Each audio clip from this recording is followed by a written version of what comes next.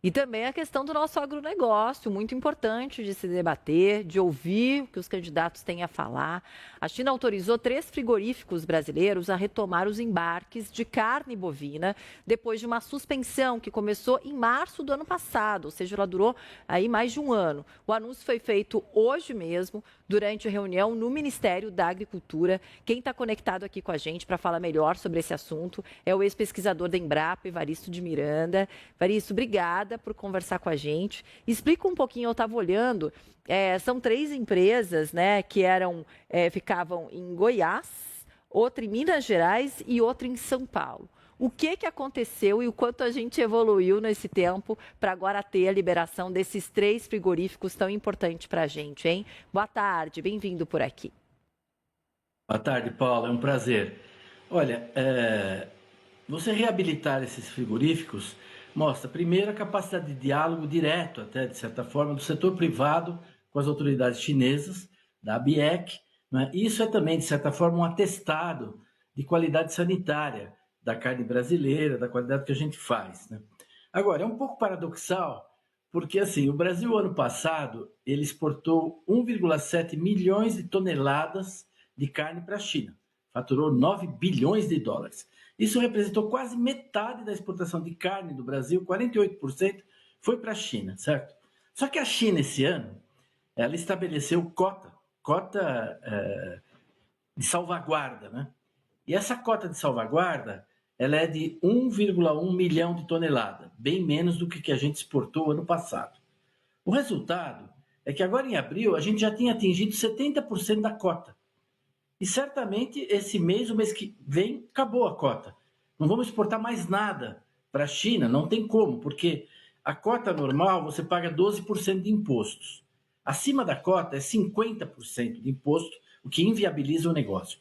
Então você habilitar frigorífico a mais para exportar mais para a China, quando a gente sabe que a exportação de carne vai acabar nesse mês, no máximo no mês que vem, pelo menos se tudo for mantido, é um pouco paradoxal. Então, é uma notícia boa, eu acho que está todo mundo de parabéns de conseguir isso e dar essa notícia, mas ela tem que ser enquadrada dentro do contexto que está hoje a dificuldade da exportação de carne bovina para a China. Isso pode representar uma perda para o Brasil de quase 3 bilhões de dólares esse ano.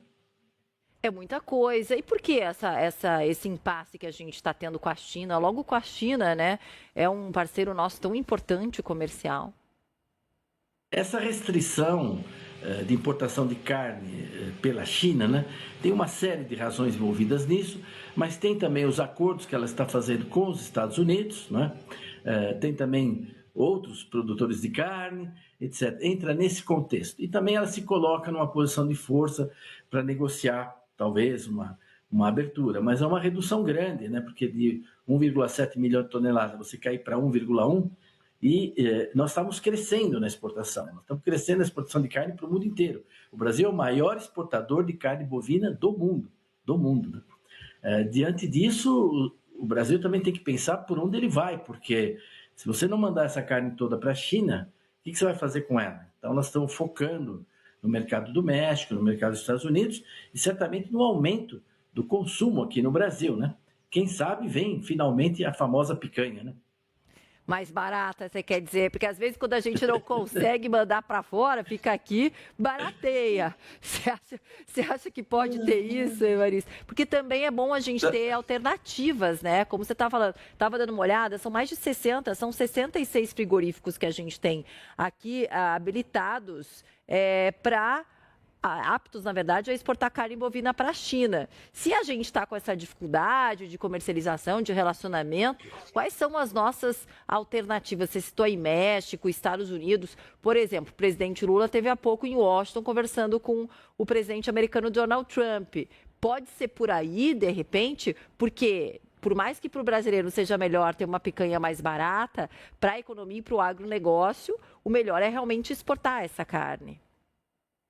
E acho que sobre isso é importante, a gente brincou aqui, você brincou, eu também, esclarecer que a exportação, ela barateia a carne no Brasil.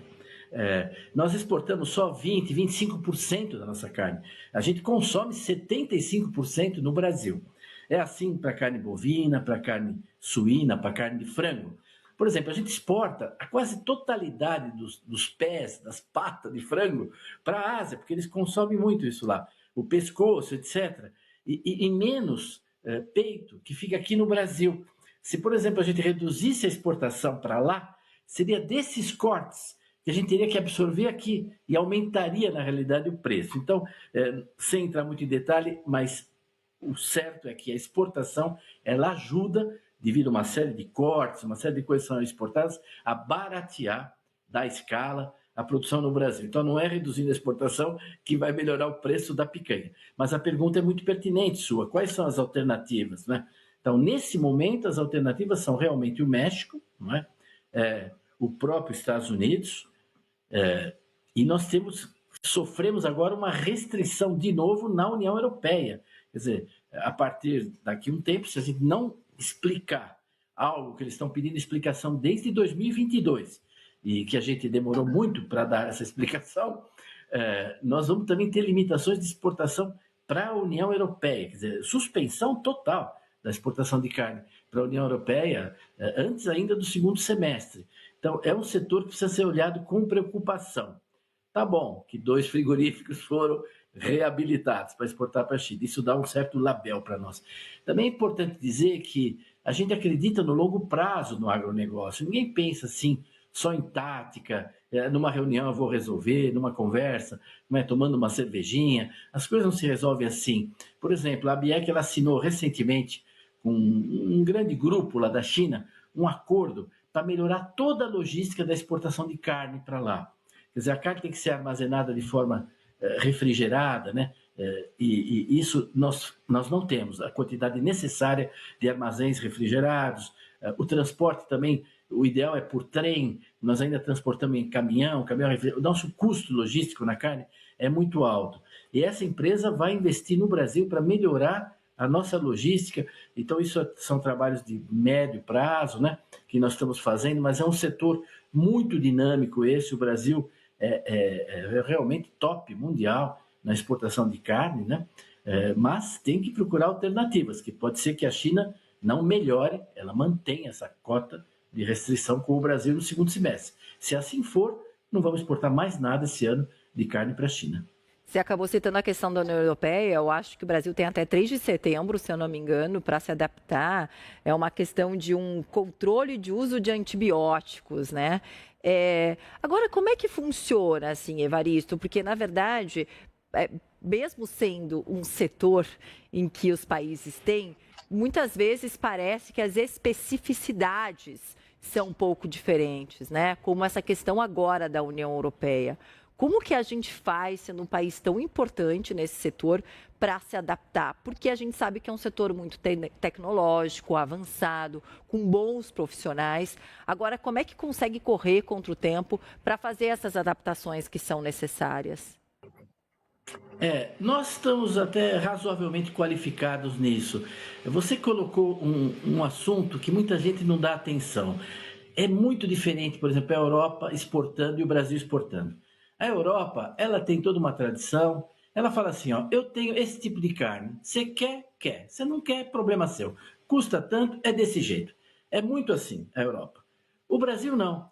O Brasil, se a pessoa falar, não, mas aqui é islâmico e nós queremos um abate islâmico, voltado para Meca, nós faremos. Se disser, não, aqui nós queremos carne kosher, porque é judaico, a gente faz. Se nós queremos cortes desse tipo, mas a gente não corta o boi desse jeito. Não, mas lá eles querem os cortes assim, a gente faz. Então, é impressionante o que o Brasil conquistou de mercado nesses últimos 20 anos, porque nós fomos capazes de ser flexíveis e de desenvolver tecnologias e cadeias mesmo produtivas para produzir aquilo que o consumidor quer. A carne que vai para a Indonésia vai do jeito que eles querem, o que vai para o Sudeste Asiático, o que vai para o mundo árabe. Hoje é o maior exportador de proteína animal para o mundo árabe, proteína halal, é o Brasil, né? Então, essa característica nossa que nos deu realmente acesso a tantos mercados. A gente se adapta. A gente exporta frango para a Polinésia Francesa e atende o que eles querem lá. E já no Peru eles querem outras coisas. E na Bolívia também no frango, e a gente atende.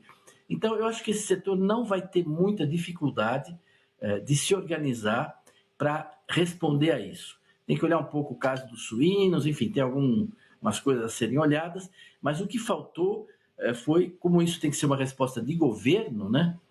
Faltou aí se mexer um pouco mais nesse caso, acho já há algum tempo. A gente demorou um pouco para se mexer, né? Outros países responderam rapidamente. A Argentina, rapidamente, em 2024, ela tinha acertado já tudo. O Uruguai, né?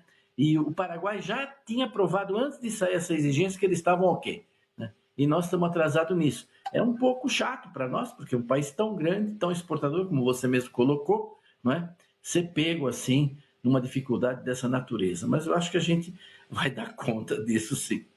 Você falou de algumas surpresas, chegou a comentar também a dificuldade com logística. Qual que é o maior desafio do setor hoje em dia aqui no Brasil? Acho que o maior desafio não podemos ser simplista, porque o setor é enorme, muito diversificado, né? Mas acho que assim, duas grandes dificuldades. Uma é a insegurança jurídica, né? Insegurança jurídica total, quer dizer, não existe respeito à propriedade privada, hoje as terras são invadidas, as pessoas são incentivadas a invadir pelo Estado, não é? O Estado dá segurança aos invasores, não ao proprietário. Então, o Estado tem destruído propriedades na Amazônia, né, estendendo áreas indígenas em locais onde não existia índio, onde mesmo eles colocaram as pessoas. Enfim, a gente vive uma grande insegurança jurídica no Brasil, no campo. Não é? Você está tendo interdição de propriedades, embargos pelo Banco Central, né? Há pouco estávamos aí comentando o Banco Central, mas o Banco Central está embargando por satélite, né? Com coisas que são falsas, que estão erradas, mas depois o produtor explica e para o embargo. Não, mas ele tem o ônus da prova, ele que tem que explicar que ele está certo. Quer dizer, hoje você tem só no Pará mais de 22 mil propriedades foram embargadas esse ano, desrespeitando a própria lei. Então, para não se alongar muito, mas assim, a insegurança jurídica, ela cresceu tanto no campo que as pessoas não investem, né? Outro dia, um grande investidor internacional disse isso com relação ao Brasil. Não tem problema o custo do investimento, não tem problema a questão, às vezes, de retorno, etc. O que nós queremos é segurança, né? E isso falta no campo de uma forma assustadora, né? E, além disso, essa tributação gigantesca que caiu sobre o campo, né? O ano passado, eu não me lembro exatamente, mas acho que a cada 38 dias o governo tentou criar uma nova taxa sobre o agronegócio, né? Quer dizer, a taxação do setor é tão grande que, nesse momento, nós estamos sem adubos no Brasil, né? Estamos sem adubos. Mas acontece que você pegar a maior empresa de adubos que tem no Brasil, que está presente em 150 países, ela colocou para hibernar 2, 3 plantas. Parou de produzir o adubo aqui, dados os custos do Brasil, né?